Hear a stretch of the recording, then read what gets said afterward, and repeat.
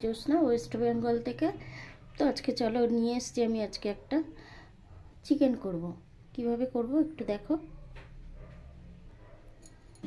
দিয়ে দিলাম ফোড়ন,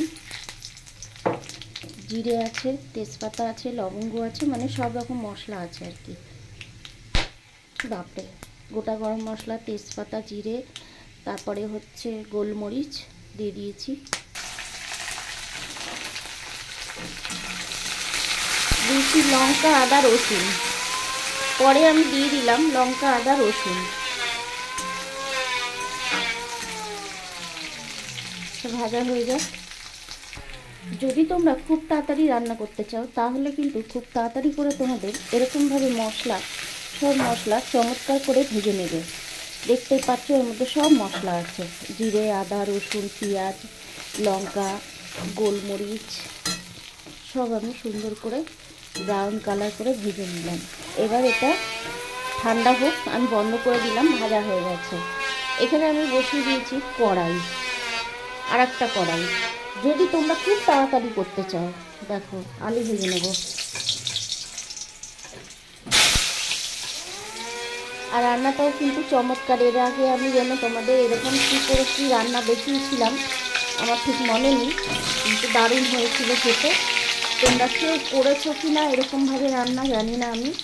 আর আমি অনুরোধ করে তোমাদের বলতে চাই যে এরকম করে রান্না করে খেয়ে দেখো একবার, কি চমৎকার লাগে। আমি আলুগুলো একটু ভেজে নিই চটপট করে। দিয়ে দিয়েছি একটু নুন।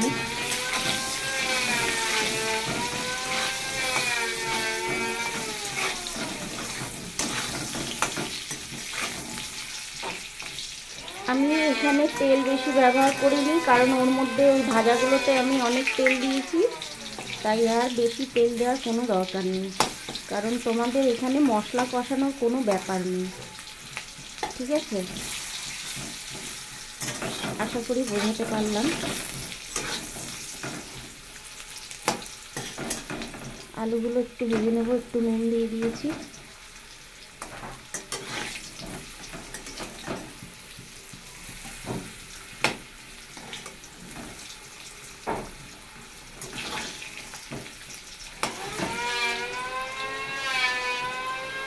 চলো, আলু ভাজা হয়ে গেল।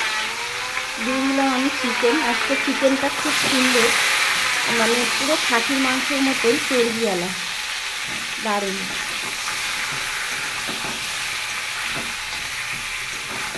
যেহেতু আমি একটু নুন দিয়েছি,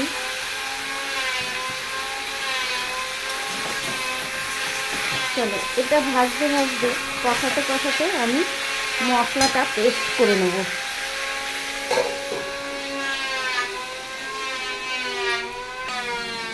এক্ষেত্রে আমি তোমাদের বলি, দেখো চিকেন আমি বসিয়েছি তো অনেক তেল বেরিয়েছে, কারণ চিকেনটা কিন্তু অনেক বড় আর চর্বিওয়ালা ছিল, তাই জন্য দেখো অনেক তেল বেরিয়ে গেছে।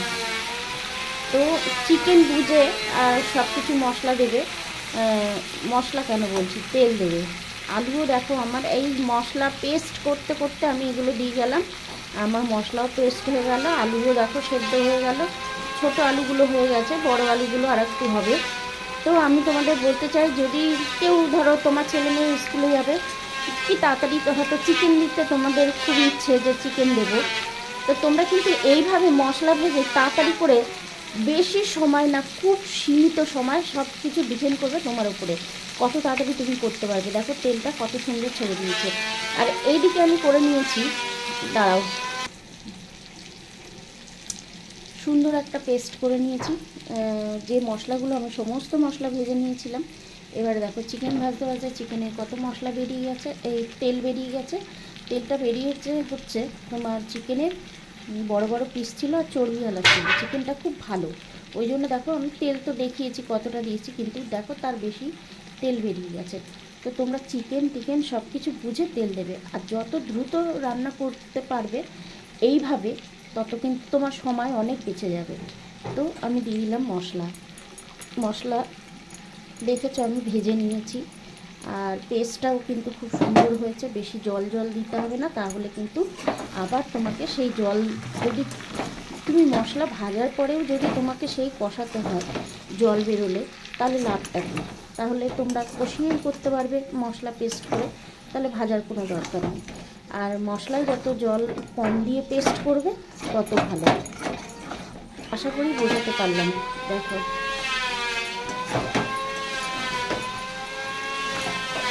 অবশ্যই আমি আরও আরেকটু কষিয়ে নেব, কারণ আলুটা আমার সেদ্ধ হয়নি, চিকেন মোটামুটি সেদ্ধ হয়েই গেছে। চিকেন তো হতে সময় লাগে না।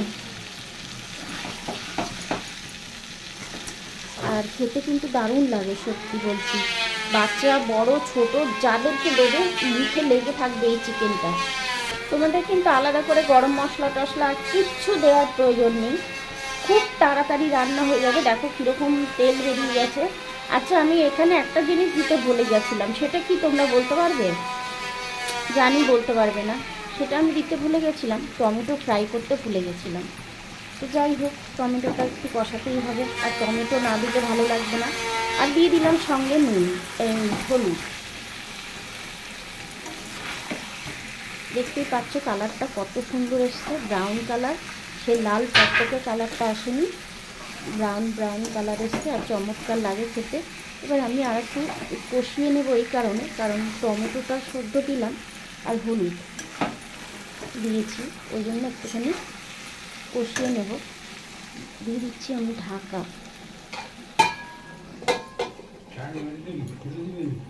না না, এদিকে আমি দিয়েছি দেখো রসুন আর কাঁচা লঙ্কা ফোড়ন দিয়েছি, আর দিয়ে দিলাম শাক, বেতো শাক ভাজা। আসলে এইগুলো কাটতে না, আর বেতো শাকটা খুব ছোটো ছোটো, এই করতে করতে কাটতে কাটতে অনেক সময় নষ্ট হয়ে গেল। যাই হোক, রান্না হয়েই গেল, শাকটা হলে হয়ে যাবে, ভাত আমি পরে করবো। আচ্ছা, তো তোমাদের যেটা দেখাবো আর কি, চলো চিকেন দেখিয়ে দিই। দেখো সত্যি বলছি, তোমরা না খেলে বুঝতে পারবে না যে চিকেনটা এত টেস্ট হয় চিকেন, যে কি বলবো। রুটি ভাত পরোটা যাই দিয়ে খাও না কেন এত সুন্দর হয়। আমি সামান্য জল দিয়েছিলাম, আর কিছু দিইনি, আর কিছু দেওয়ার প্রয়োজনই নেই। কারণ কি, আমি তো সব দিয়েই দিয়েছি, গরম মশলা থেকে আরম্ভ করে।